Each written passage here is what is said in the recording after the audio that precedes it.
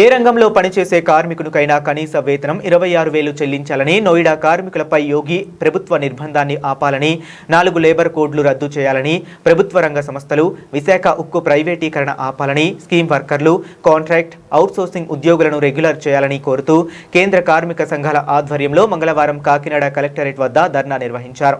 ఈ సందర్భంగా సిఐటియు జిల్లా ప్రధాన కార్యదర్శి చెక్కల రాజ్ కుమార్, ఐఎఫ్టియు రాష్ట్ర ఉపాధ్యక్షులు Jai Venkateswarlu, INTUC AP and Telangana organizing secretary Taluri Raju మాట్లాడుతూ నోయిడా కార్మికులపై యోగి ప్రభుత్వం అక్రమ నిర్బంధాలకు పాల్పడుతూ 520 మంది కార్మికులపై తప్పుడు కేసులు బనాయించి అరాచకత్వానికి పాల్పడిందని విమర్శించారు.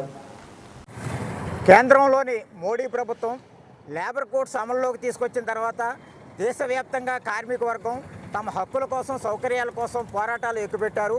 ముఖ్యంగా నోయిడాలో కార్మిక సంఘాలపైన, కార్మికులపైన పెద్ద ఎత్తున నిర్బంధాన్ని తీసుకొచ్చి అరెస్టులు, కేసులు, తప్పుడు కేసులు బనాయిస్తూ ఉన్నారు. ఇవన్నీ కూడా పెట్టుబడిదారులకు అనుకూలంగా కేంద్ర మోడీ ప్రభుత్వం సాగిస్తున్న దుశ్చర్యలని చెప్పేసి మేము వీటిని తీవ్రంగా ఖండిస్తున్నాం.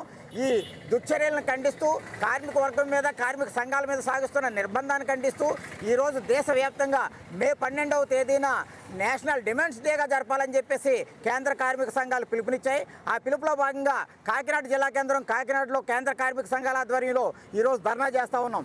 ఏదైతే 29 కార్మిక చట్టాలను రద్దు చేసి 4 లేబర్ కోడ్లు తీసుకొచ్చారో, ఈ లేబర్ కోడ్లు పెట్టుబడిదారులకి, కార్మికుల్ని కట్టు బానిసలుగా చేయడానికి తప్ప కార్మికుల సంక్షేమం కోసం కాదని మేము నిర్ద్వందంగా ప్రకటిస్తూ ఉన్నాం. నిర్ద్వందంగా లేబర్ కోడ్లు రద్దు చేయాలి, కనీస వేతనం నెలకి 30,000 రూపాయలు జీతం చెల్లించాలి.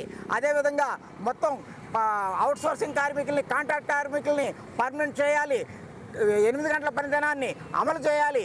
ఈ డిమాండ్స్ మీద ఈరోజు దేశవ్యాప్తంగా ఈ పిలుపు అమలు జరుగుతూ ఉంది.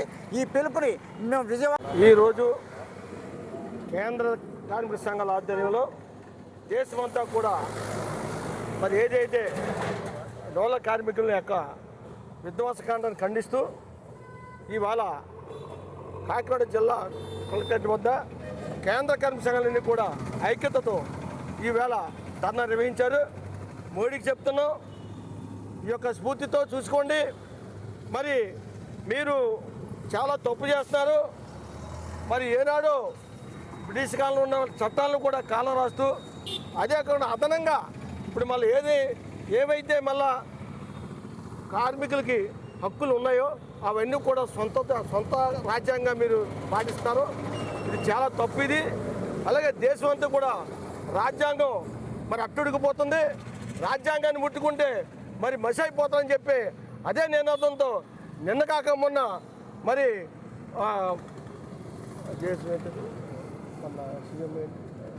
అది విజయ గెలుపుతో మరి సీఎం అయ్యారు.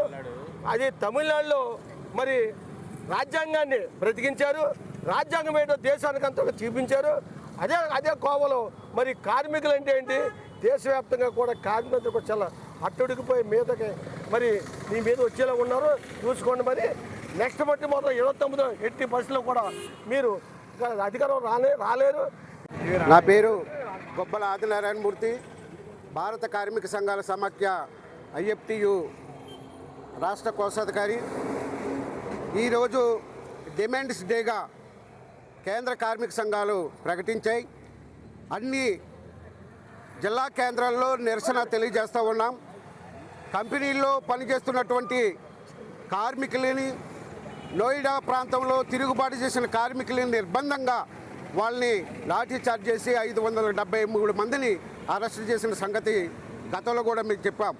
కార్మికులు వ్యతిరేకిస్తే, ప్రభుత్వ విధానాలు వ్యతిరేకిస్తే వాళ్ళని అక్రమంగా అరెస్టు చేస్తూ ఉన్నారు, వాళ్ళని జైల్లో పెడతా ఉన్నారు.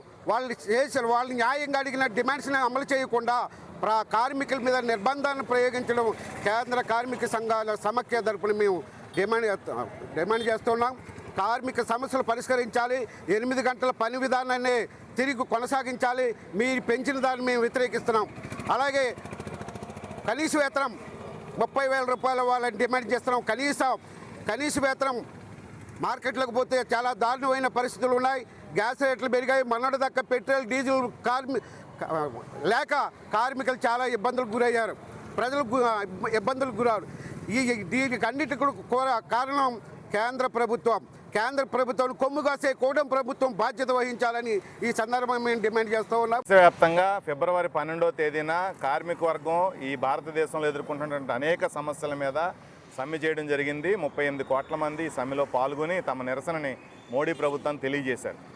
ఆ డిమాండ్లు ఎంత న్యాయమైనవి అనిపించినాయి కాబట్టే యూపీలో ఉన్నటువంటి నోయిడాలో కార్మికులు ఏ సంఘం పిలిపివ్వకపోయినా ఏప్రిల్ నెలలో పెద్ద ఎత్తున 50,000 మంది ఆ నోయిడా పారిశ్రామిక కేంద్రంలో ఉన్న కార్మిక వర్గం తమంతట తమే ఈ నిరంకుశత్వాన్ని ఎన్నాళ్ళ నుంచో పేరుకుపోయిన సమస్యల్ని తట్టుకోలేక ఒక్కసారిగా బరస్ట్ అయ్యి వేలాది మంది పరిశ్రమలన్నింటినీ స్తంభింపజేసినటువంటి పరిస్థితి మనకు కనబడతా ఉంది. నోయిడాకి పక్కనే 15 కిలోమీటర్ల దూరంలో ఉన్నటువంటి చండీగఢ్లో కానీ ఆ పక్కన ఉన్నటువంటి ఢిల్లీలో కానీ కనీస వేతనం 18,000 రూపాయలు అమలవుతూ ఉంటే 20 కిలోమీటర్ల అవతల ఉన్నటువంటి నోయిడాలో 7,000, 8,000, 9,000 సంవత్సరాలు 20 సంవత్సరాలు పనిచేసినోడు కూడా 10,000 జీతం దాటకపోతే ఇంకా కడుపు మండి రోడ్డు ఎక్కకపోతే ఏం చేస్తాడు కార్మికుడు? అదే చేశారు నోయిడాలో కార్మికులు. ఇప్పుడు నెల రోజులు పోయిన తర్వాత పరిస్థితి ఏంటి? యోగి ప్రభుత్వం కార్మికుల బరస్టుని దృష్టిలో పెట్టుకుని వెంటనే కనీస వేతనాలు 14,000కి సవరిస్తూ జీవో తీసుకొచ్చింది. మరి ఆ జీవోని ఆ పారిశ్రామిక వాడల్లో ఉన్న యాజమాన్యాల చేత అమలు చేయించగలిగిందా? చాలా స్పష్టంగా చెప్పారు యాజమాన్యాలు. మోడీ ప్రభుత్వం ఇచ్చినటువంటి, యోగి ప్రభుత్వం ఇచ్చినటువంటి ఆదేశాలను మేము అమలు చేయమని చెప్తున్నారు. అమలు చేయమని చెప్పినటువంటి యాజమాన్యాల మీద చర్యలు తీసుకోవడం మానేసి కనీస వేతనం ఇవ్వండి మహాప్రభు అని చెప్పి ఆకలి కేకలతో రోడ్డెక్కిన కార్మికుల మీద మోడీ ప్రభుత్వం కేసులు పెట్టి హింసించేటువంటి పద్ధతిలో ముందుకెళ్తా ఉంది. కాబట్టి కేంద్ర కార్మిక సంఘాలన్నీ కూడా నోయిడా కార్మికులకు మద్దతుగా గత 15 ఏళ్ల నుంచి కార్మిక వర్గ డిమాండ్లను పక్కన పెట్టేసినటువంటి మోడీ ప్రభుత్వానికి నిరసనగా ఇవాళ డిమాండ్స్ డే అనేటువంటిది కాకినాడ కలెక్టరేట్ ముందు నిర్వహించడం జరుగుతుంది. కనీస వేతనం 26,000 ఏ రంగంలో పనిచేసే కార్మికుడికైనా అమలు చేయాలి. ప్రభుత్వ రంగ సంస్థలు విశాఖ ఉక్కు ప్రైవేటీకరణ ఆపాలి. ప్రజల సంపదని కాపాడుకునేటువంటి ప్రయత్నం మేము చేస్తామని చెప్పి తెలియజేస్తూ మోడీ ప్రభుత్వానికి రాబోయే రోజుల్లో ఆంధ్రప్రదేశ్